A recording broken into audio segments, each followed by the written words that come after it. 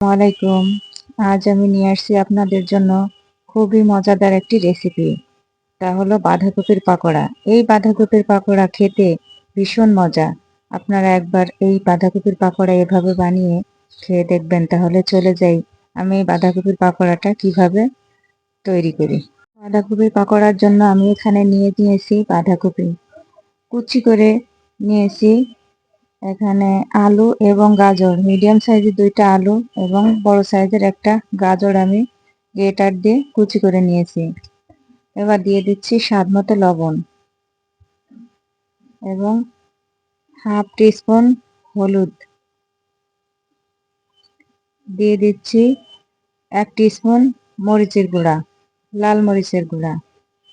এবার দিয়ে দিচ্ছি কাঁচামরিচ, মিহি কুচি করা কাঁচামরিচ। দিয়ে দিচ্ছি পেঁয়াজ, বড় সাইজের দুইটা পেঁয়াজ কুচি। এবার খুব ভালোভাবে সবগুলো একসঙ্গে মেখে নিতে হবে।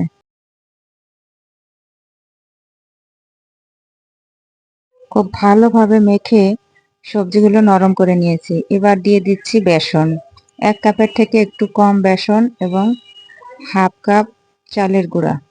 এগুলো দিয়ে খুব ভালোভাবে মেখে নিব। তবে একবারে আপনারা দিয়ে দিবেন না, একটু একটু করে বেসন দিবেন আর মেখে নেবেন, যতক্ষণ আপনার একটা পাকোড়ার শেপ না আসে ততক্ষণ দিবেন আর মেখে নেবেন। খুব বেশি দিলে পাকোড়ার টেস্টটা ভালো আসবে না।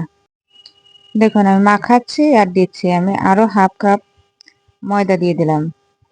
এখানে আপনারা বেসনটা দিয়ে নিতে পারেন। এবং দিয়ে দিচ্ছি 1 টিস্পুন চিকেন পাউডার।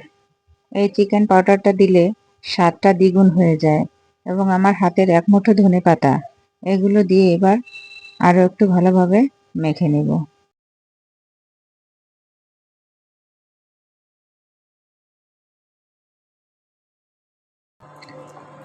চুলায় একটা প্যান বসিয়ে পর্যাপ্ত পরিমাণ তেল দিয়ে গরম করে নিয়েছি। এবার পাকোড়ার শেপ দিয়ে খুব ভালোভাবে এক পিঠ ভেজে নিব।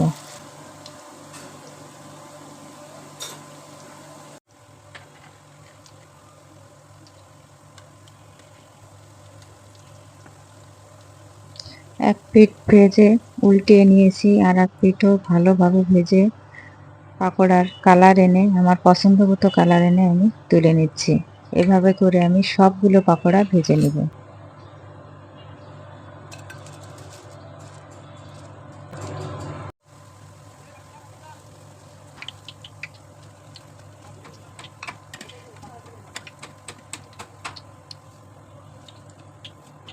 দেখুন বন্ধুরা, আমার পাকোড়াগুলো সব ভেজে নিয়েছি। দেখতে কতটা লোভনীয় লাগছে, খেতেও ভীষণ মজার।